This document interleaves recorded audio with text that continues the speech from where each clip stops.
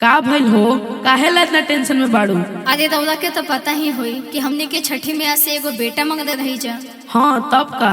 आ देखी ना, हमने के छठी मैया से वादा करले रही जा कि हमने से उनका पूजन करल जाई। आ उ वादा हमने के पूरा नहीं जा कइले। अरे हाँ हो, हमरा याद बा, बाकी हमनी लागून पैसा भी तो नहीं खे।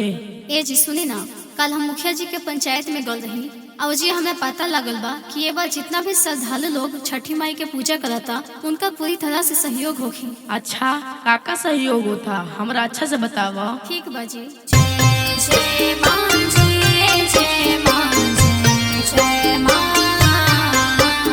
छठी मैया, छठी मैया, छठी मैया।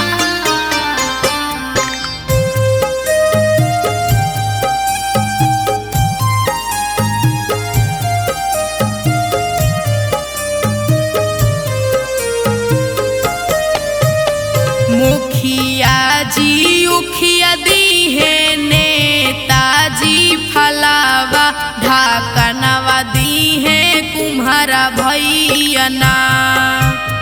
मुखिया जी उखिया दी है, नेताजी फलावा ढाकनवा दी है, कुम्हारा भैया। कइल जाई छठ के परबवा ढाकनवा दी है, कुम्हारा भैया। कइल जाई छठ के परबवा ढाकनवा दी है, कुम्हारा भैया।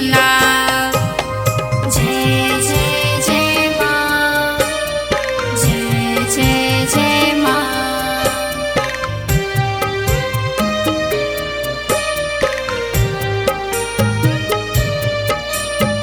Music by Daruga Chauhan.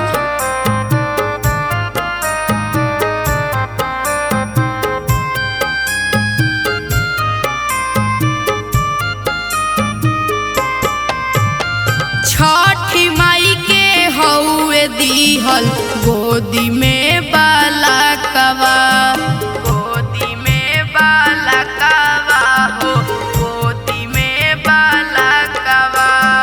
असो उतारल जाओ सैया जी भरवा, सैया जी भरवा हो, सैया जी भरवा।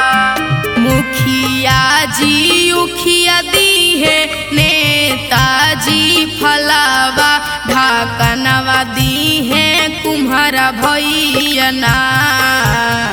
कइल जाई छठ के परबवा ढाकनवा दी है, कुम्हारा भैया। कइल जाई छठ के परबवा ढाकनवा दी है, कुम्हारा भैया। जय जय मां, जय जय मां, जय जय मां। छठी मैया, छठी मैया, छठी मैया।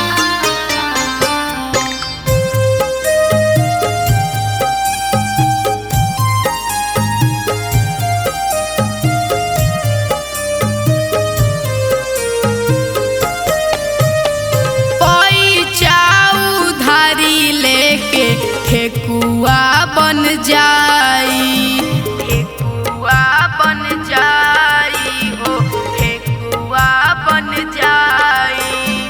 कुछ फल सुपवा कमिटी से मिल जाई, कमिटी से मिल जाई, कमिटी से मिल जाई। टीएन रोहता से लिखी है छठ के भजनवा, 20 साल गई है घाटावा पे ना।